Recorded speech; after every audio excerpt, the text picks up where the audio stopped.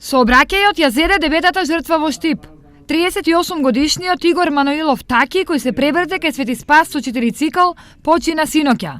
Несреќата се случила на 29 јули на една од кривините кон така нареченото Ридарско мало во Штипско Новосело, кога се враќал од работа дома.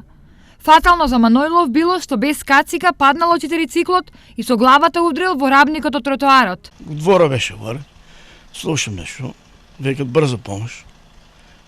Ојдеме доле, оно беше паднало, мотор работеше. Ја ако ги знам мотору, татко му бркаше му, јазиком му вадеше, он не дишеше, воопшто не дишеше.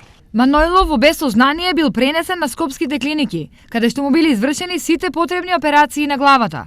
Цело време бил во кома и приклучен на апарати, но неговата здравствена состојба не се подобрила. Вчера тој им подлегнал на повредите.